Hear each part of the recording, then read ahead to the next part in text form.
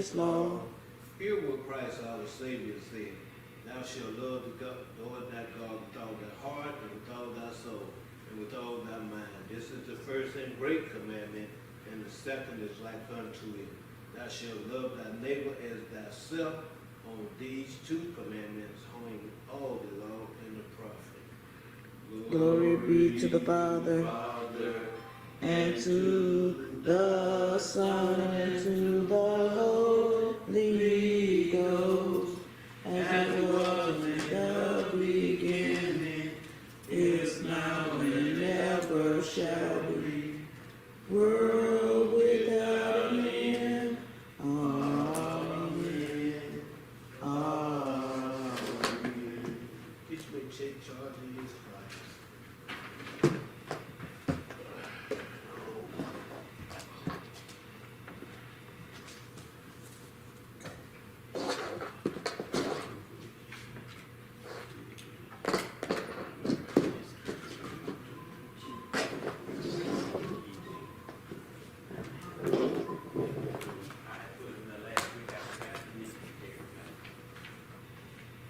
Sitting on the bench. Everybody be all right.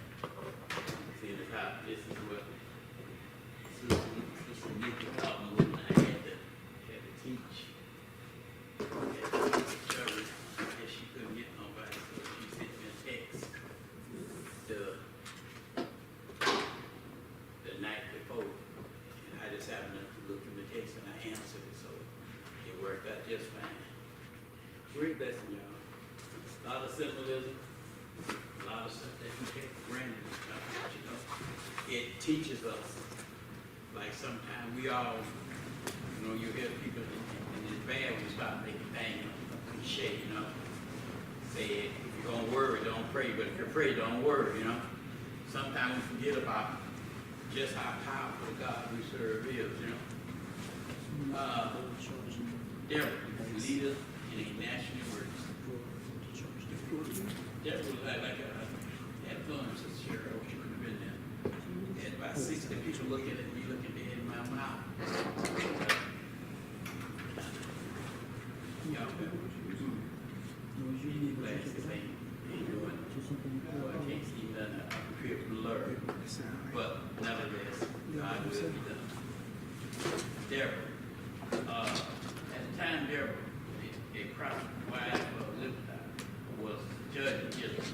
She used to sit, you know, under the palm of Deborah between Bob and Bethel in the hill country of Bethel. You know, and the Israelite came up to her for judgment. Judges 4:4-5. First thing about Deborah was, I won't say she was a powerful woman, she was all of it. Deborah, first of all, if you look in the first verse, you see that Deborah was a prophetess. She was also a wife, and she was also, you know, a judge. And as the lesson go on and stuff, you'll find out not a judge in the typical sense of the word, stuff, because she had so many things. See, when God gave you assignment, they just say all the judge had to do was adjudicate the law. She had to do everything. She had to be somebody who consoled people, who judged people, somebody who also told people they were doing wrong, told people how they should be living, you know. So she had all the responsibility God gave her. But Deborah was the fourth judge of Israel. And she judged during the time of spiritual darkness. You know. Deborah was at the forefront when thing about and I told him in you know, I ain't gonna sit there and holler out, we use it to death, right? The stiff neck, you know. Children of Israel, stiff neck, people don't want to listen and stuff, you know. Children of Israel was more than that. Children of Israel was continuing, you know, to follow behind their neighbors, you know, unadulterated sinning throughout, you know. But the thing that made it so crucial and stuff was that this period, the spiritual darkness, occurred when Joshua died at 110 years of age, and it continued all the way through the kingship of Saul, where Saul was the state. Basically put 3 centuries. For 300 years, Israel did everything under the sun. They sinned once, You know, they disobeyed God, they rebelled against God, and they did their usual during this sin cycle that they were stuck in for 300 years and stuff. They continually do the same, like we would say today, the same old 76.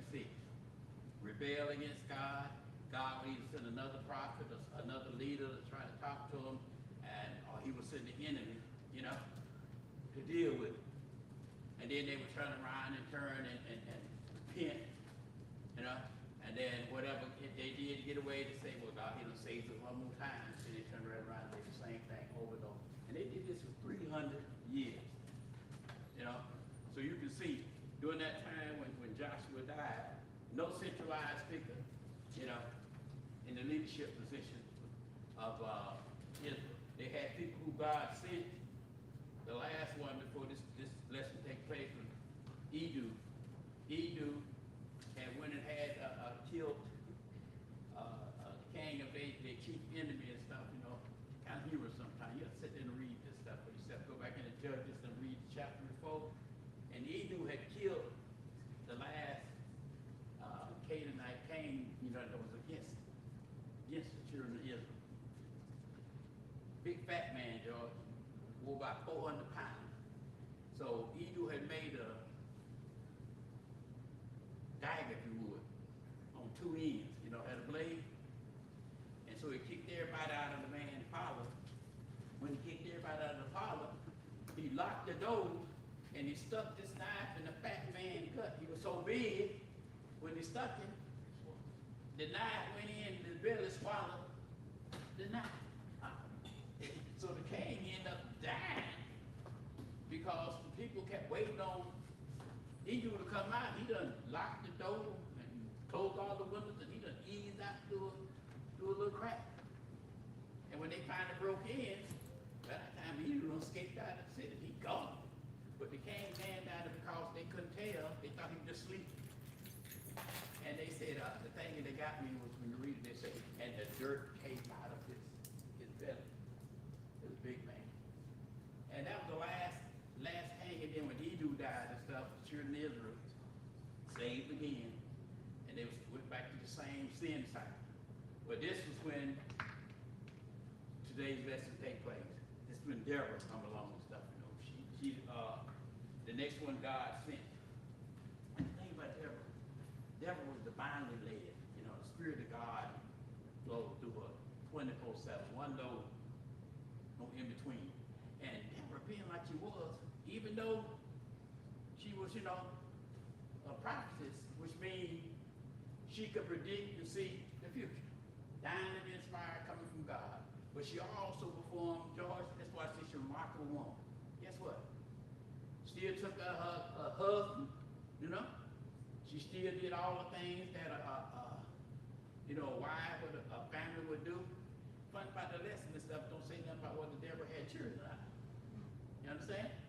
So Deborah was strictly about serving God and doing the things of God and stuff, you know. And she did this, and during the time period when Deborah came along, Zabin, the king, you know, the rival king of the Canaanites, had been basically dogging Israel for 20 years, you know, before Deborah came along.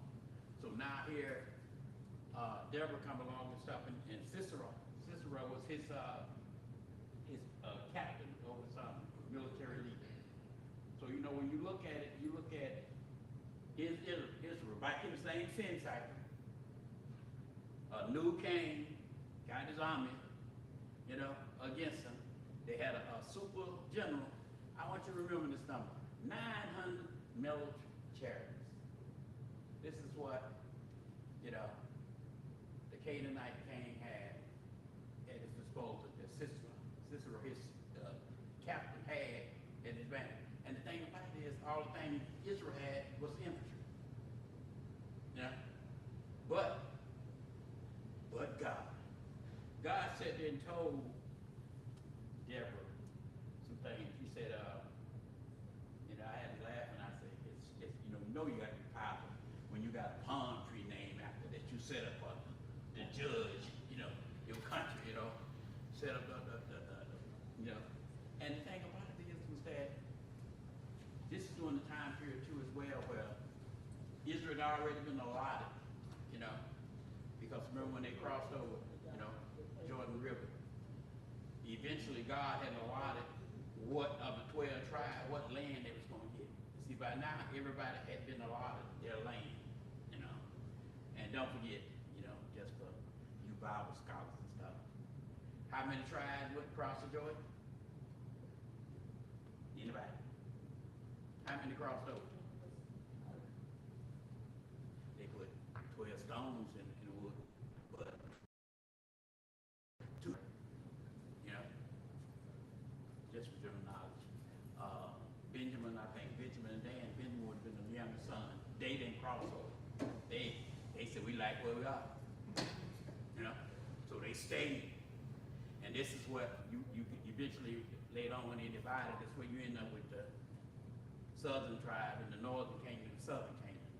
But God had parceled out the land for them to take, you know. Just a little tidbit threw in and stuff. See, sometimes when you're talking and stuff, you know, it's good to come back home where you can just be at ease and stuff. When you got about 60 people looking at your mouth, sometimes stuff get by you. But Deborah used to sit up under the palm with Deborah between Ramah and Bethel in the hill country of Ephraim. Where the children of Ephraim had to go for Deborah to judge them. You ever notice even when Jesus and his disciples used to rest in Capernaum, to get to Jerusalem, they had to go up, George. Understand? So now, it wasn't easy. What did you say they had to go? They always had to go up. They always said, when they went up, go up. In order to, it was a hilly country, you know? So travel wasn't easy. And once these people had been allotted all this land, well, guess what? Some of them had to travel from a far distance just to get and bring the problem to Deborah. And can you imagine walking on flat land and all of a sudden get to Deborah, you got to start going up the hill, you know? And it wasn't an easy task. You know, it was very difficult to get there, but the children of Israel, because they, you know, depended on her and stuff, that's what they did and shit. And she sent something to Barak, the son of Adonai from Kadesh, and they called and said to him, the Lord, the God of Israel, command you, position yourself at Mount Tabor, taking 10,000 men from the tribe of Naphtali and the tribe of Zebulun. See? I asked a question to this old lady, 93 years old, shy cookie sheriff. Ooh, Lord. Much power, much love. Pastor said she taught him. And she looked at me, she said, I got my book late. So I got it and I went home that night. I was waiting on you. I said, oh, well, good. She said, because I know you was going to bring something to us and stuff. I said, well, you know, I did a trade secret. Between the time I got the text and somebody wanted me to do this, I had to stay up to 1 o'clock. You know, in the morning I didn't get a chance to finish, so I had to get back up at 4:30 to finish it before, you know, I had to get dressed for us to try to leave at 6:30. So I say, we even. And she started laughing.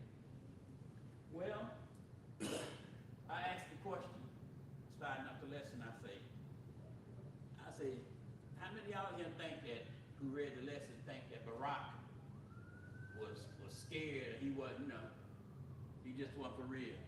She said, I think Barak was, you know, was a chick, you know, he was scared. And I asked everybody said, I said, well, you know, you gotta look at Barak, you know. I say, Deborah was completely and fully sold out to the Lord. She didn't see no fear. You know, when you know the Lord got your front, got your side, and got your back, you know, over you and under you, you don't care what nobody try to, you know, do to you and stuff. You know that God, you know, will shall be done. And Deborah was that kind of soul out. She was totally, without any kind of thought whatsoever, you know, she was unwavering in her confidence in God. But Barak, I call it, I say, Barak had that hesitant faith. You know what I'm saying? You know, well, you know, sure, I know I'm supposed to trust the Lord, you know, but sometimes, you know, that human side of me get a little fearful, you know. go against this army, you know, I might die. And then I had to point it out to myself that God can take a little and make a lot out of it, you know. You remember when all the people had been when David was trying to escape from Saul and stuff, and he had all these men with him and stuff, you know, and they gonna go out and gonna take 600 men, they're gonna pursue the enemy, right? And God kept telling them, that's too many, you know?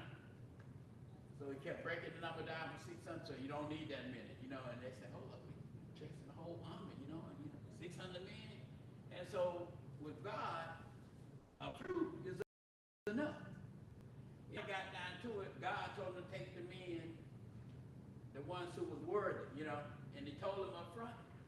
Like I said, I do think God and Jesus both have a sense of humor. God say the ones who take their hand and drink out of the brook, they're the ones you take with you. But the ones who lap like a dog to drink the water, leave them behind. Deborah telling Barak what God had commanded, told him to take 10,000 men. Now you know it's more than 10,000 men in 12 tribes of Israel. You know what I'm saying? And God told him take 10,000 men. When you go up on Mount Tabor, and I want you to wait, you know, until I tell you, you know, when to come down, you know. But she sent the psalmist to Barak, you know, told him the Lord of Israel commanded you, position yourself Mount Tabor, taking 10,000 men from the tribe of Bethel and the tribe of Zebulun. I will draw out Sisera. God had already laid out the plan. All Barak needed to do was just, George, I want you to be standing by that door at 12 o'clock. You know, because somebody going to come through the door at 12 o'clock that you need to talk to. You know? Now, no matter what nobody else do, you know what your design, you know, mission is that 12 o'clock to be by the door. You know? And then God lets you know, saying, you're going to know who it is you need to talk to because, you know, such don't happen. Well, Barak got all this great news from Deborah, but he was still, you know, in his belief and stuff. And Sisera being the general of Jonathan's army, I told you, remember that 900, number 900? Well, this was the advent of what they call in history, the Iron Age. Most spears at this time were sharpened stones that were shaped, you know, into a point, you know, on a stick. But these people had 900 metal chariots. You know, now a horse-drawn chariot made out of wood would have been bad enough, but these was encased with metal. So guess what? You got 900 of these things, though, which means these people had the most technologically advanced army in the world at this time going against the Israelites. But who is the commander of the Israelite army? God. So Barak was just, you know, his little, I just need you to be there. Barak got scared. Barak got scared when you're looking down at the enemy with 900 chariots and stuff, you know, and he looked. Was he a coward, George, you think? Or was he a smart man?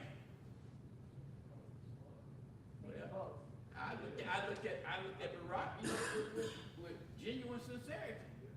You know, after all, you just a man, and you looking down, and you know the enemy that you got to face.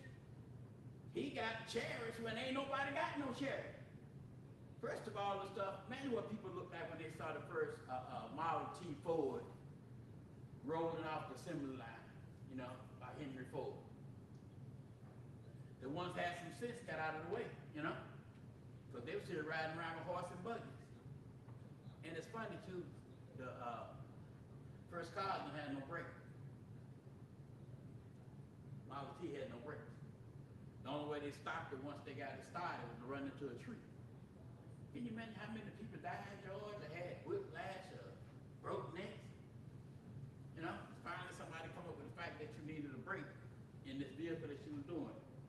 But moving forward, Sisera, did what Barak said to Deborah. And this is where everybody, that's why I asked everybody, was Barak scared or was he a coward? Sisera, had this powerful army, but Barak was a warrior. If God tell a warrior to move, remember how fiery Joshua was, with Moses? When they went to spy out the land of the giants? Only Joshua and Caleb came back, got all the spies that went over. The rest of them, hey, he can't do the man. We like grasshoppers, up on these people's feet, they so big. Only Caleb and Joshua stood up front. Yeah, we can take them. Come on, let's go. You ride there to look at a bunch of people 7, 8, 9, 10 feet tall and stuff, and you ride there, hey, maybe 5, 6, or 6 feet, Saul, being about 6'4", 6'5", was one of the taller, Israelites it was, So most of them was average height. But Barak didn't have that kind of zeal. He's kind of on the cautious side. That's why I say he had a hesitant faith. He trusted God, but he didn't trust God to do what he said he was going to do. So he asked Deborah, straight up. Key part of the lesson, y'all. Look at verse 8. Barak said to her, if you will go with me, I will go, but I will not go, but if you will not go with me, I will not go. And this is why you're talking. See, Deborah wore a lot of hats. Like I told you, she was a prophetess, she was a wife, she was a judge, but she was also a civil magistrate because she had to intervene in civil problems of the tribe. Because judges didn't have a traditional job, you're a criminal, so I'm going to sentence you, or you.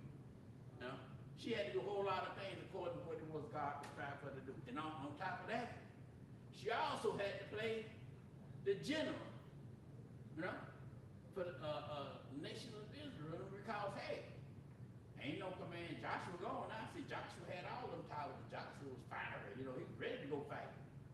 But Barak was a little hesitant. So Deborah looked at him, and she already told him what God had said, right?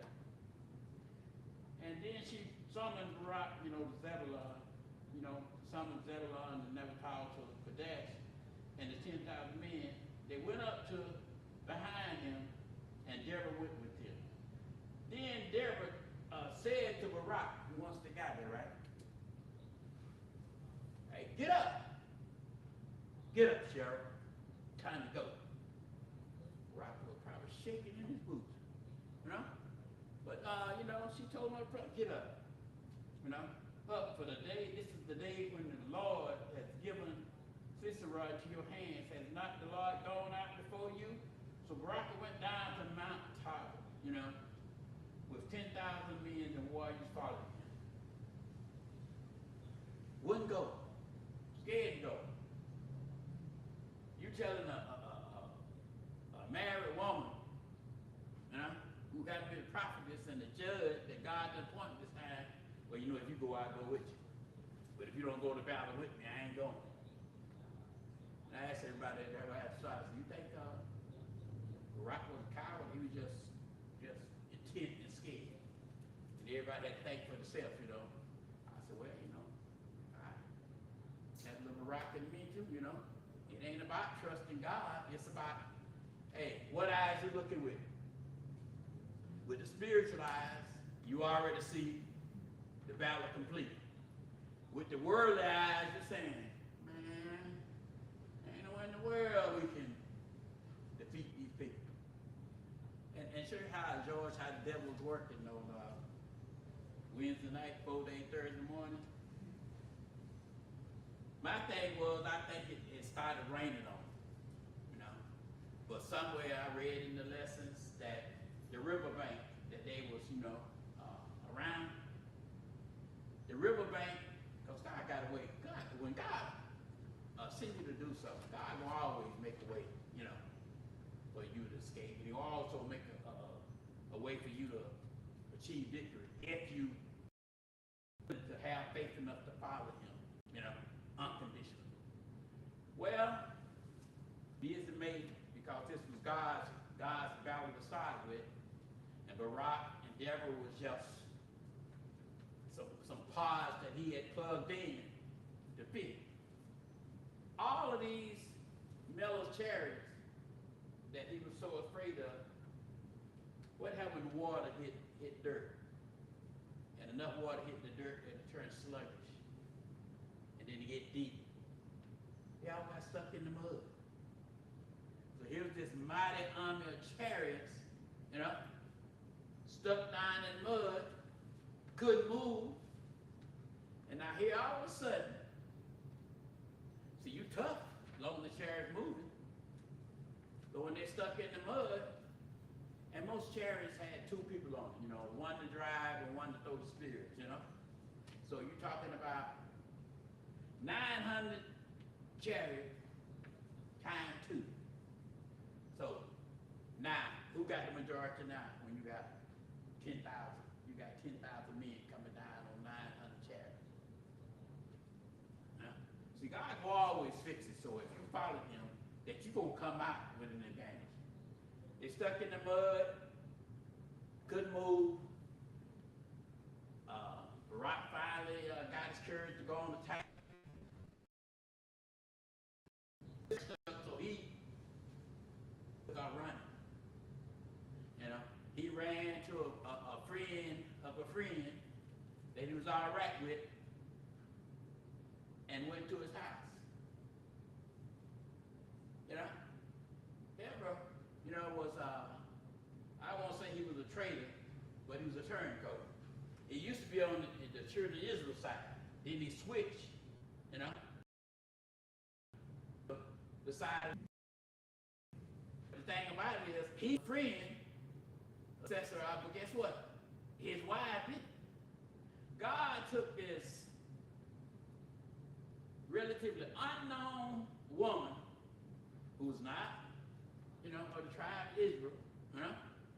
She's basically not with the enemy, you know, but she was somebody God used. And this woman by nature, they was tent makers. So this woman's whole life, her job was, like most women did, was to help put up the tents.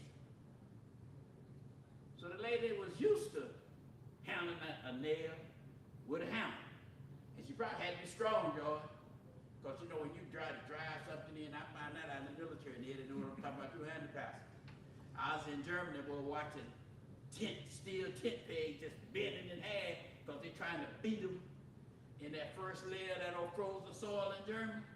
And they just collapsed and bent until somebody got that old Maddox, you know, handling that, put that old head on it, and that pick, and chipped off them first 2 layers to get to where the soft stuff was. Then the tent peg would go in. This woman let him in the house, husband one there. She became a heroinist, you know, Jael, you know. Wife of Deborah took a tent peg. It's a big old nail. Big old nail. Called him. Hey, she done brought him in and welcomed him because during this time period, one of the most culturally respected thing of everybody was that when you had a guest to come, you had to show hospitality. And that's what this area was known for, you know. And so, being hospitable, she invited the man in, even though a husband wasn't there, because they was free. Well, you know, truth be told, her husband was free, but guess what? This woman that got the word somewhere, George, baby, hey, God had talked to her too. But she sat down there, gave him some milk to drink. He got all comfortable, you know, because he was tired and weary from running, trying to escape. Gave him the milk, and he probably got sleepy. And she put a cover on him, so he laid down to relax and rest. You understand? Comfortable, ain't got no work. Look here. Then he had nerve to tell her, Sharon, look here, Sharon, I want you to stand by the door. And if somebody show up, I want you to tell him that if you ain't got nobody in the house, and if he calls my name, tell him you ain't seen me, you don't know about me. I said, all right, yeah, I'll do that for you. And guess what? As soon as she heard him snore, I say, as soon as she heard him snoring, because you know he had started snoring because he was tired. Been running all night long trying to escape.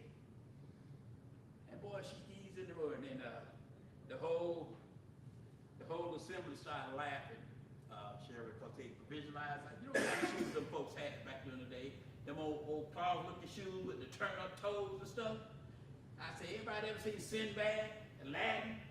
And everybody started laughing, right? Because that visual picture was these little turn-up shoes. So she took it through her house. And he in there snoring. 10 feet right this long. Assassinate. And of all the places to hit him with, you know, most people might have tried to beat you in the, you know, try to hit the brain, right? She decided she was going to hit him in the temple. All through that little soft tissue right there. And this lady, I said, not only, Sherry, did she hit it enough and hard enough, but the book said she drove the tent peg through, that it embedded itself in the ground underneath. Well, when it died, you know, you stolen 1 minute and you're alive, and the next minute, hey, you done left here, don't know how you left.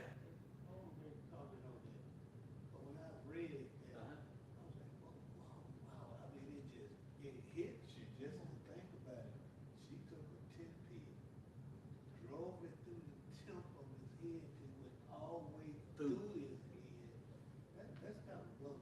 But this is me. I was thinking, why did she just bust him in the head? Well, first of all, remember the nature of God? That God can use anything and anybody. What she had done culturally, you know, and physically, you know, this ain't something you usually associate with women doing. You know, this is just like this other hairiness in the Bible, you know, that cut the king's throat that time, you know, when he was sleeping. You know? See, this ain't something, this is something men normally engage in. And so what? Who did God choose to use? Yeah. You know? Because God has already set his plan in motion. God knows everything.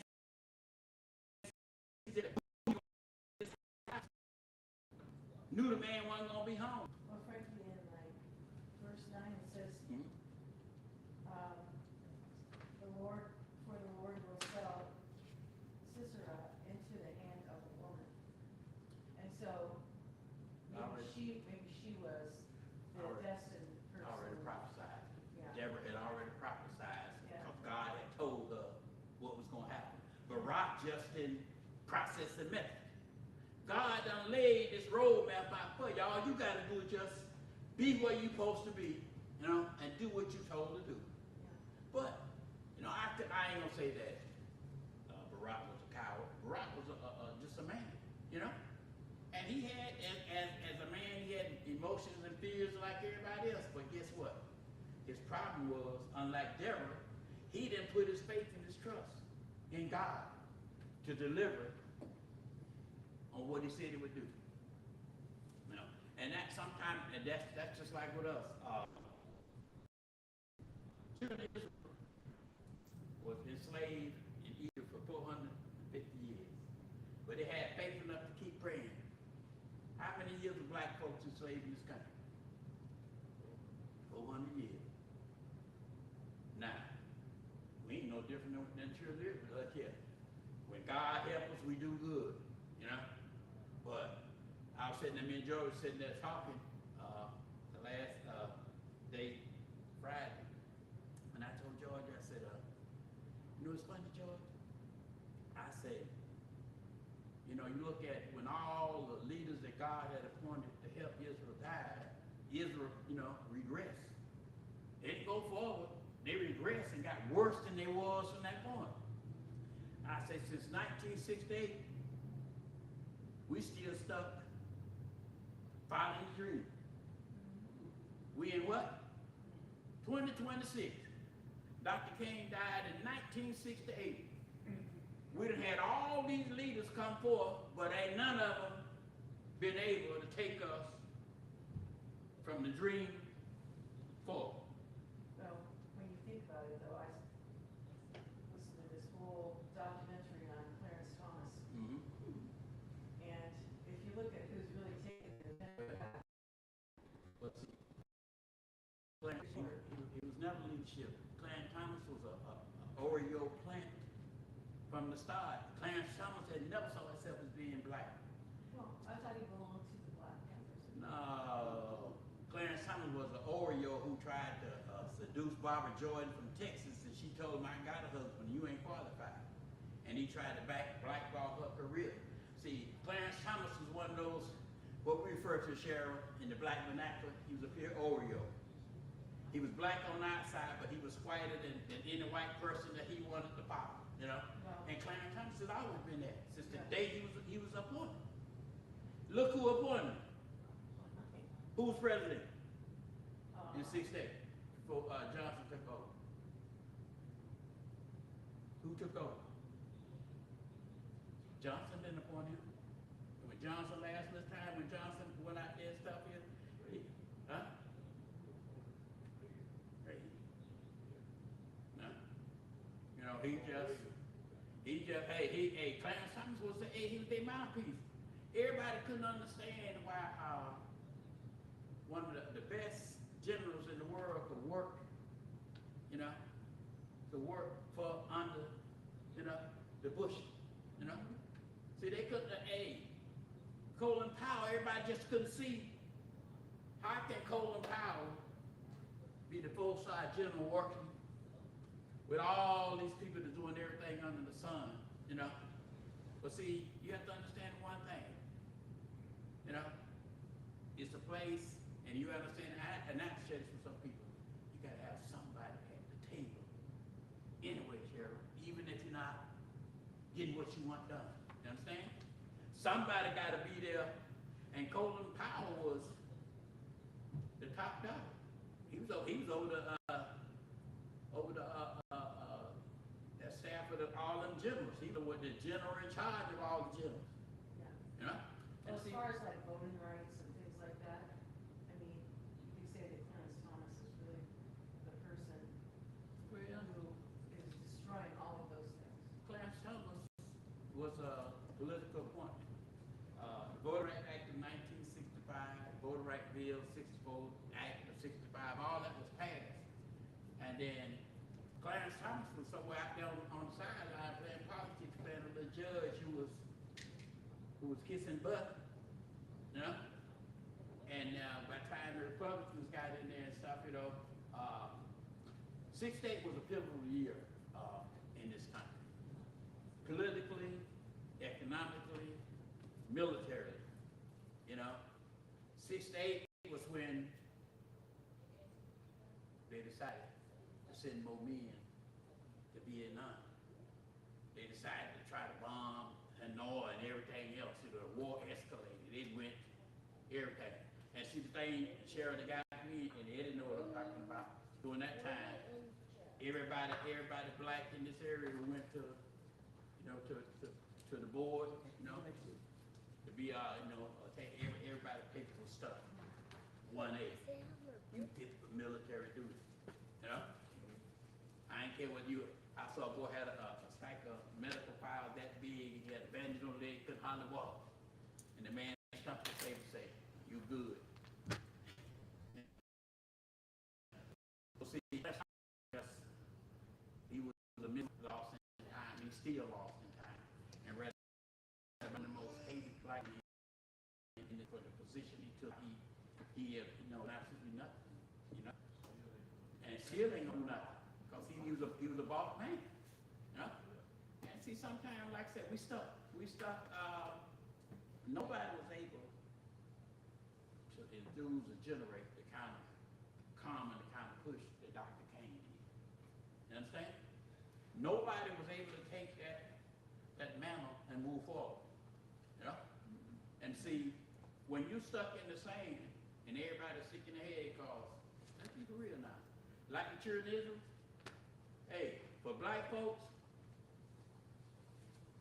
from the tail end of 68, the 70s, you know what they were doing, Sheriff? In the 70s? I know what I was doing, but I don't know. I tell you what black folks do in the 70s. They are 20 years old and the party was on. Everybody got some complacent. Living was good. Everybody finally get some jobs they had never got before and stuff, you know. Everybody was eating good. good. Well, Hey. Ray was good. Well, Ray didn't care. You know, I had a professor one time, he asked me to see what I thought about the American presidency. And I told him, I said, well, you know, Dr. Richards, I'll be honest with you. All of them been white. They all told the same untruth and perpetuated the same nonsense. See, because that's long far removed from Barack, see, so nothing changed. You know? Every president we had all had the same thing. Good morning, good people. Hey, they was all the same color, and they all told the same, you know, untruths when it came to black folks. You know, so nothing really changed. You know? And look at us today and stuff. You think the average black person worried about Trump? Ain't nothing changed here. Hey, we always had the least and the less. What we got under Trump? The least and the less. Now, the professional athletes and the millionaires, you know, they might have lost a little of their money because they had to spend a little bit more. But guess what? As far as the common people concerned, ain't nothing changed. Ain't nothing changed. You still got the same struggle. I got to have my money to do what? Pay my lights, water, gas, you know? I got to keep the little hoopty or car I got running, you know? Hey, and if I got a house, I still got to pay that same mortgage. Ain't nothing changed. You know, because guess what? As long as you have no economic base that's what you can project from, see? Like fish in a barrel. I was 20 years old, Sharon, I was trying to find this magic elixir that could help black folks. Well, I thought about it long and hard, and I finally found a way to do it. I don't know whether y'all are familiar with, when I was in school, I had benefit thing about when you went to college, like Tallahassee was and stuff. They got all of the activists came in. I saw Erich Cleaver, Julian Bonds 2 times. All of these people, you know, they speak, you know. I saw Sonia Chan and Giovanni, you know, the first, the original. And so it was all we had gotten discussion. Then we think I found myself, no, we have economic base to work from. I said, well, it's simple that we can have one if everybody. You take 10 family could be free. 10 people started out, one of them, we got all children. None of them college age. You know, when they're young, 2, 3, make them pay.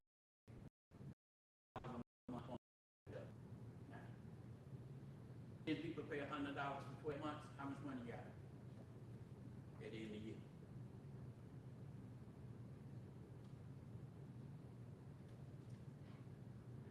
$1,200 a month times 12.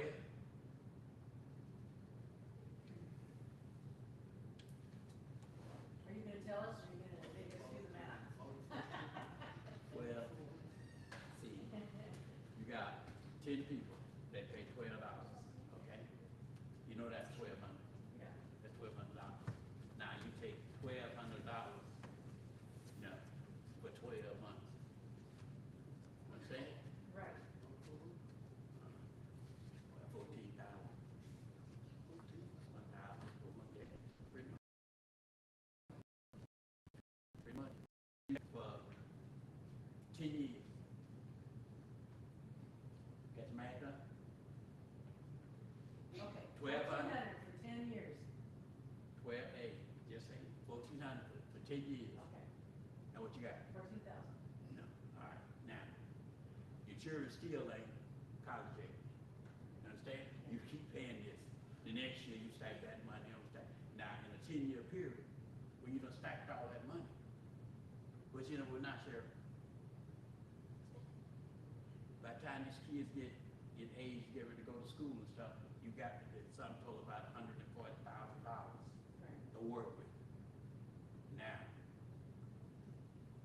kids, when these kids go to school, you've been saving this money because you got to put it in some kind of money market or savings some way to generate some interest, which means you will have more money. But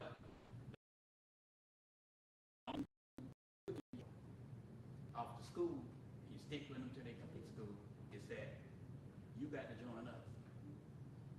See, they may be able to put more. Oh, you need to be part of the group. You part A, so you're enhancing. What you're doing is just Yeah. regrowing from inside.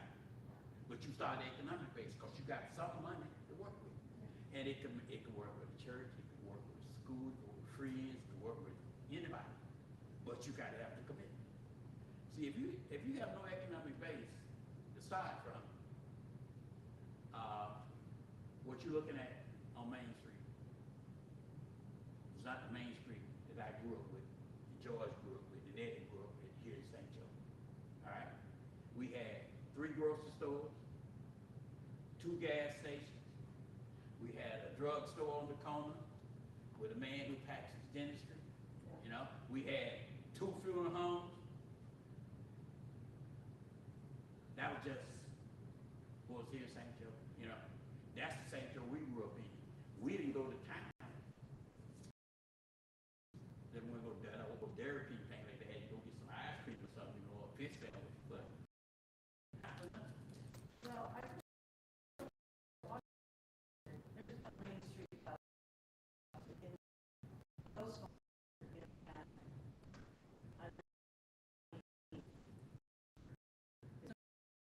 because we don't have segregation.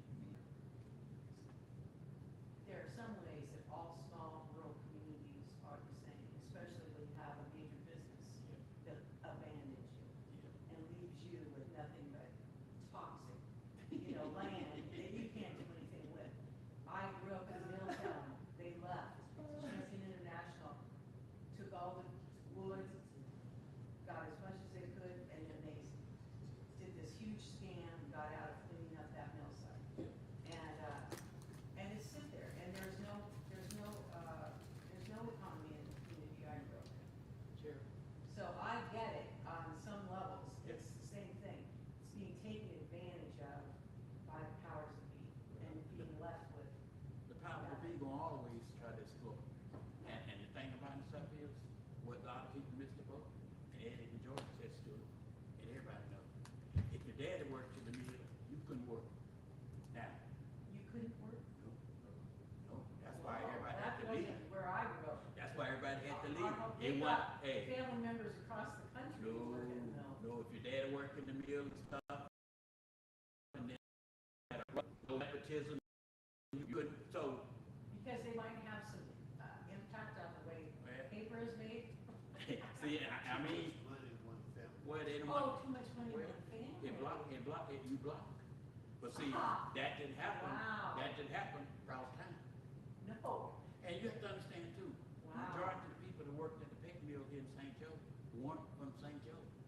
Them people were driving from Alpha, driving from Blountstown, Okay. and everywhere to drive into St. Joe, to work. And then going back home to where they came from. It wasn't like the total population of St. Joe was working at the mill. It was only a handful of people working at the side because that's how they set it up. Well, that makes This sense one, then how this families was never supposed to be here. moved away. It was never supposed to be no North or St. Joe. This one even envisioned as this. Man, we gave up more than we got. You know that little thing they call White City right across the bridge? That's where the black folks was. You had to pay to come across the river on the ferry.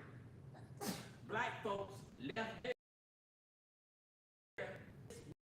Want somebody to convince St. Joe paper companies. Yeah. So, black folks live in Haiti. No white. The horse and imitate, and that,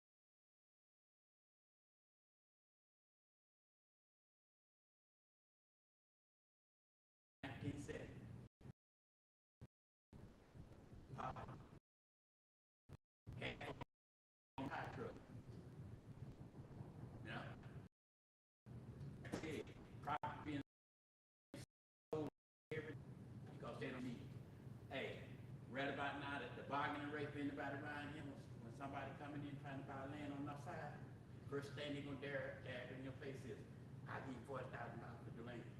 Why am I giving you you gonna pay me $40,000 for something less than 2 blocks from the Gulf of Mexico? This is beachfront property. Why should I sell you beachfront property for $40,000? Mr. Johnson asked me one time when I was in the hospital, he said, Vanessa, how much you think your 2 lots you got worth? I said, well, Mr. Johnson, seeing how this beachfront property, I take $2 million. Understand? But that's neither here nor there. We just gotta wake up, quit sleeping. Gotta come out of that dojo when we get in and stuff. And everybody gonna have to retool. And we gonna have to do it before we leave here. Because see, the youngsters ain't gonna do it. You ever notice now, for every, and I want you to look at something, Cheryl, per capita for the number of people, poor St. Joe got more people walking around here with master's degrees and higher than you're gonna find in a lot of big cities that people from St. Joe done accumulate. But A, went to the same school, had the same black teachers, the same dribblers and everybody there, but it's been lost. But neither here, we're gonna stop being like children of Israel. They did something after 450 years of slavery. We started doing something and we got in the middle of the stream. Dr. King died, everybody got scared and backed up. They did what the disciples did when Jesus got crucified. They went and locked up in a room and started trying to hide because they thought somebody was coming to get them next. Even though Jesus told them to tarry, tarry in Jerusalem, in that room until the Holy Spirit come. You can't be scared. Have something. Hey, how the thing the Bible says, there can be no testimony without the shedding of blood, which means so you see, there are people that died and gave up something, but guess what? Nobody took advantage of it. Now, in this, more folks gonna have to reunite.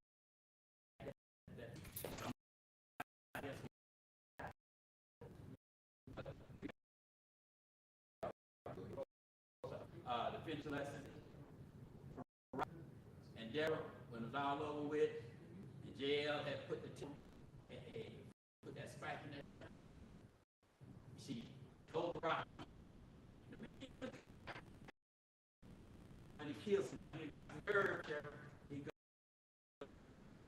goes in, she drove the nail to his head, and Rob, Daryl stopped and rejoiced.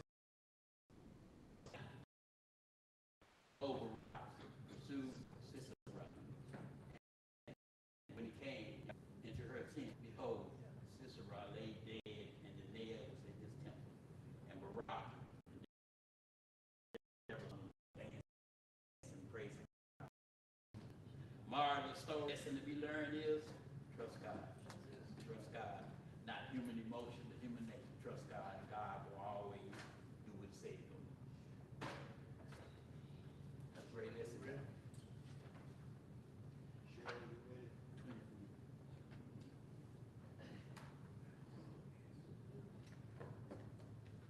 Yes. I don't know.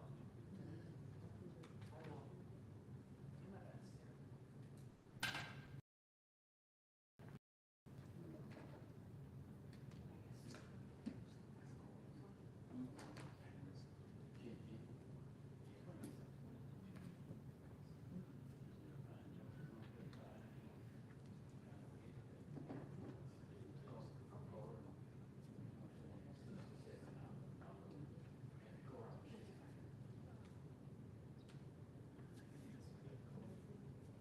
Cora, what you got?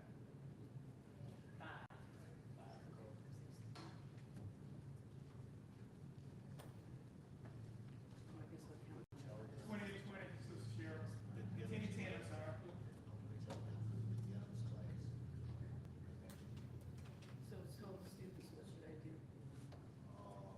Like that. 2 foot to 1 in class. Oh, what number is that?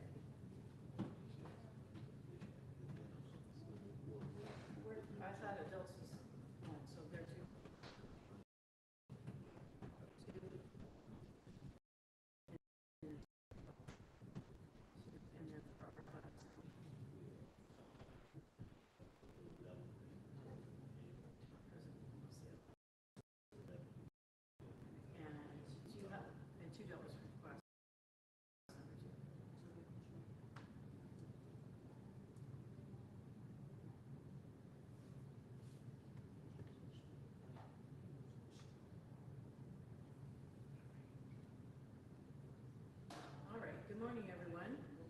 Today, slide into June 7th, 2020.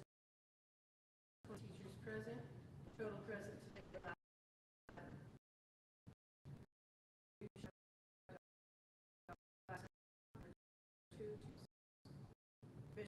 Bishop Andrew,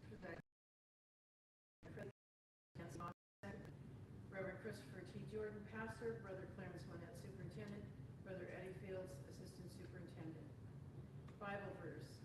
At that time, Deborah, a prophet, wife, and Lapidah, was judging Israel. She used to sit under the palm of Deborah between Ramah and Bethel, in the hill country of Ephraim. The Israelites Judges 4, verses 4 to 5. Thank you, Cheryl. Pastor, you want to come on do it? You know you gonna let I'm good after they do their bit. okay. Cool. Tell us what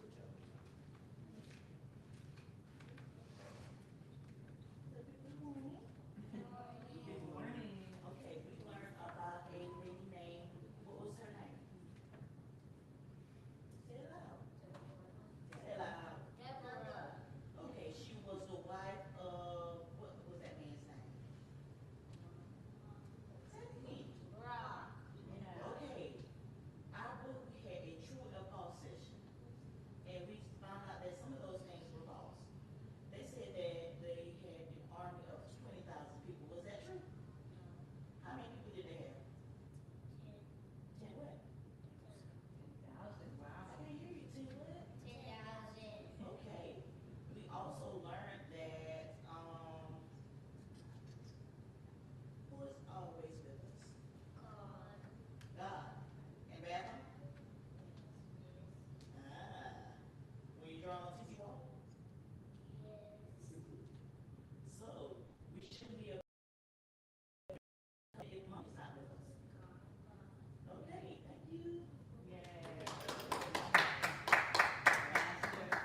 Good job. Pastor, may our youth come and share Bible Discovery Hour Convention?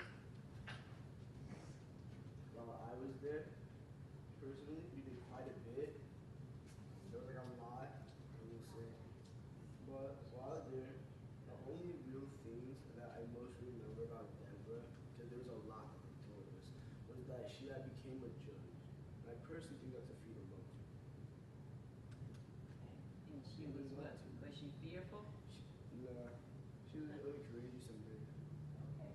Okay. And she was obedient to God's word, and she was All right. Come back, Jamal. Thank you for Bible discussion.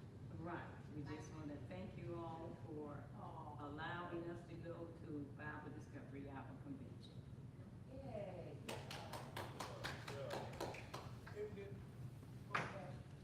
Good morning to everyone, to our teacher, to our youth teacher for today, to our youth, our visiting youth, our nieces, and to our regular youth, and they were in Bible study.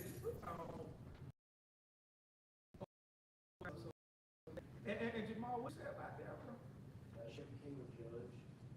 You said something else that she was fearless, right? Yeah, she was fearless. I like that. Yeah. Interesting lesson. And I'm going to actually take a different approach. As Brother Fennell was teaching, I'm always trying to figure out which way I'm going to do my review. During a time of turmoil, during a time of uncertainty, during a time of war, God raised a judge and a prophet. And it didn't look like the normal judge and prophets that they normally raised, because he raised a woman up because during that time a lot of the man was fearful, bashful, and nowhere to be found. So he raised Deborah, and people confided in her. But I just wanted to throw that out there. But what I wanted to look at, a question was asked, was Barack scared? I'm going to take it a different way. Scared, probably. But he knew that God needed to be with them in order for him to win. So he was ill-informed. Because he thought God was with Deborah. God was with all of them, right? And because of his hesitation, his name wasn't fully glorified. What do I mean by that? Even in Hebrews, it still talks about Barak being faithful, right? About his faith. But the victory went to somebody else, all right? A lot of the times, we got to stop being dependent on other people. Yes, we still get to the battle. Yes, we still a part of the victory, but you still ain't got your full blessing because you were dependent on somebody else, right? But because watch this, when Deborah called Barak, she had already got word that they were going to win. So what did she do? She called the person that was in charge of getting the victory, right? She called a person that God had already placed in battles before and prepared for that time. But because I will go, but the hand, but I will go, but the victory is going to fall into the hands of a woman and not you, right? The general of the army, the one that has 10,000 soldiers following him, wasn't responsible for one of the biggest victories of the time. Why wasn't he responsible? Because he didn't flee, because he hesitated, right? So what does that tell us today? It tells us some of us are hesitating on our calling and somebody else is getting that glory, right? Yeah, we're still being blessed. So I say it this way. Would you rather be blessed with $100 or $1,000? Would you rather be blessed with 1,000 or 10,000? Right? Some of us are getting $100 blessings when the Lord is saying, I'm trying to open up the gates and open up your windows and pour out a blessing that you're having to receive, but you're not going to the well. Right? Somebody else is going to the well. Somebody else is lowering down the bucket, and somebody else is pulling it up, so they're getting the whole bucket, and all you're getting is a cup full. You're still being blessed. You're still being saved. You're still being delivered. But you're still not walking in your calling. The other thing I want to look at right here, because Brother Eddie asked a question about jail. The tent, think about this. When Deborah made that comment that a lot of people, when they read that, think it was Deborah that was going to get the victory, right? Deborah actually didn't deliver them. She prophesied and told them what to do, right? It was another woman that did. The Lord was already preparing her. Why was he preparing her? Because during that time, the women was the ones that normally set up the tents, right? The women was the ones that was specialized in hospitality. So when Sisera ran to the tent, Jael was already there because she was already hospitable, right? God had already prepared her to be hospitable. But not only that, she already knew how to use a peg and a hammer, right? So sometimes you got to realize, don't look at what you don't have in life. Look at what you do have. Because the Lord will use what you have to get where you need to go. What do I mean? Look at Moses. Moses had a staff. That staff that Moses used was to fight off lions, tigers, and bears and all of that. The Lord turned that staff into a serpent. The Lord turned that staff into something that flowed blood from it. The Lord turned that staff into what he needed. Look at the woman, look at the widow, that when she went to Elijah, she said, all I have is a little oil. He turned that little oil and turned her and paid off all her debts with that little oil. The Lord will use what we have. The Lord is preparing all of us for something. All right. The problem is, are you running to Nineveh? Or are you hesitating to go to the battle? Either way, if you're running or hesitating, somebody else is getting your blessing. But let me rephrase it. Somebody else is getting the glory. Yes, you're getting your blessing. But wouldn't you like your whole blessing? Let me do it like this way for the adults, and I got one for the youth. Tithes time just came around, right? You done went to the tithes people, and they told you you're getting a $50,000 return, right? And when your bank, when it hits your bank, you don't have $500. You're gonna raise purity fee, right? You're gonna raise all kind of you know what, right? Because it went to somebody, and then you find out the $45,000 went to the person that prepared the tithe, right? Then to kick it right, watch this. Then to kick it all off, you was the one prepared, they just mailed it, right? Stop allowing you prepare for all lives. And they're getting the benefits of your harvest. All right? That's what it all boils down to. Barak hesitated. And because he hesitated, yes, he's going down in history, but we're not talking about Barak. We're not talking about the victory that Barak had. Right? The question about Barak is what? Was he scared? Yeah. I did a sermon a while back, and I may have to do it again. Sister Linda already knows what I'm going to say. You got to be like the artist Bone Crusher. I ain't never scared. It's back in the day.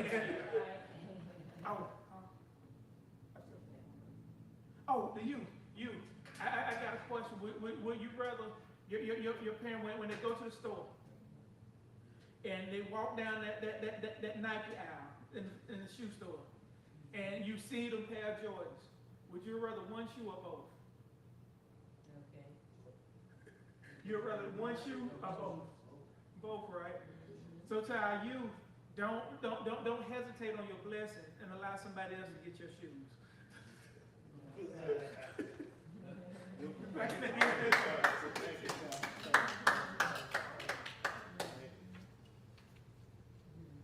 Me, Pastor, I still haven't got past the part where Jill took that spike, stuck it to his temple, and bam it through his head. And watch this. And all she did was do what she normally does. Right?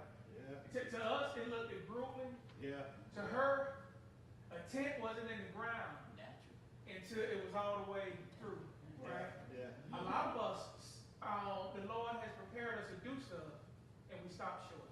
Yeah. She showed the difference between her and Barak was she didn't leave the job half done. No, she did. She didn't leave the job half done. And I overlook one other point too, Pastor, everybody need to understand. Deborah wasn't the only female prophetess in the Bible, you know. Anna never left the temple. She was always praising. Then Isaiah wife was the prophet said, God have always used women when men wouldn't step up, you know, to do what had to be done. And even today, I sat down and looked, and there was about 10 men in the house and what, about 50 women, Joe? When I was up there teaching, I said, oh, Lord, 50 women and a handful of men. And I said, we got to step up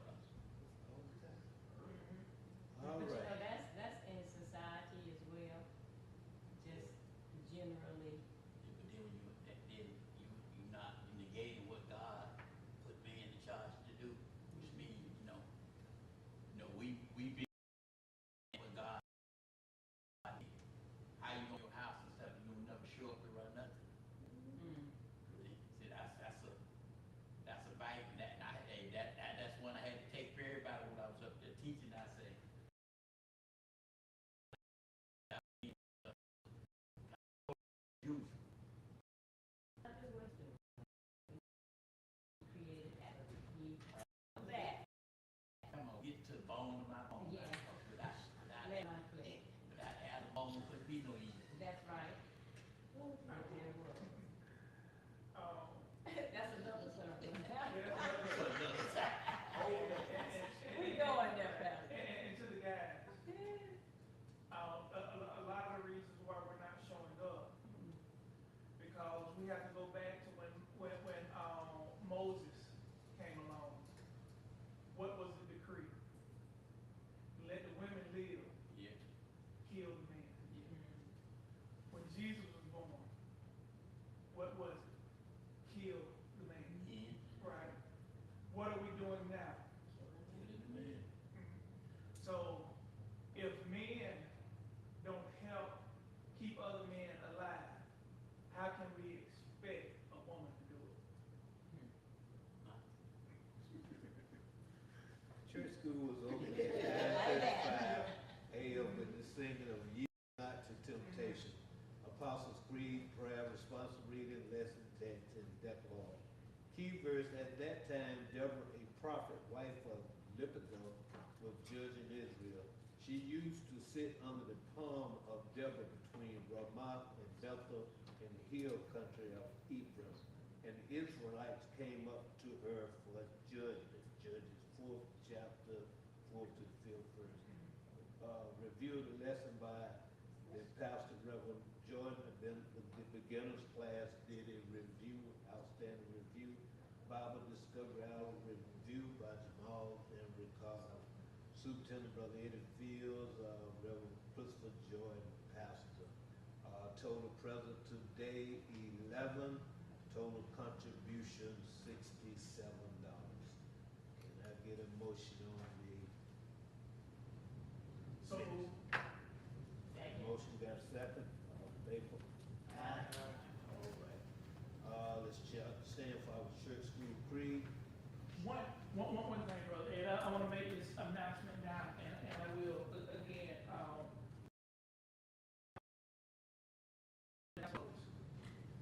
So take a look at our new envelopes. Pastor has made new envelopes. We'll talk about them during the announcements. But if you look on it, you have the spot for the tithes, you have general offering, you have building fund, you have mission/benevolent. That's for the benevolent offering /missions. You also have Sunday school/Bible discovery hour. Then also you have on there the other. The other will always be if you're giving for on fifth Sundays for WMS, if you're giving second Sundays for YPD, if you're giving first Sundays for the Usher Union, or you're giving actually third Sundays for the WMS Coalition. That is what the other is used for. So take a look at them. Let me know what you think, and we're going to start using these for everything, even guests. So we can make sure we're taking an account of our stewardship. Our church school creed. I believe every church school must grow and grow, and I must make it a top priority to make it so. Every member a Christian, every Christian a worker, every worker trained, so the worker need not be ashamed. This we ask in Jesus. Come and study together, so until our next come together to study God's word. May His rich blessing reside with you, and may His grace be eternally yours. Amen. Okay, the phones over there, I'm gonna see you, get your blanket. Start. Let's hear about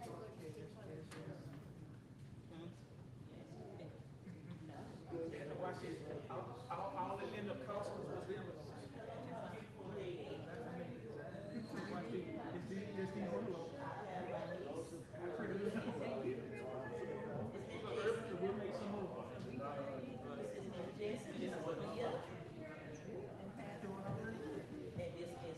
Doing the cheese, she's doing good.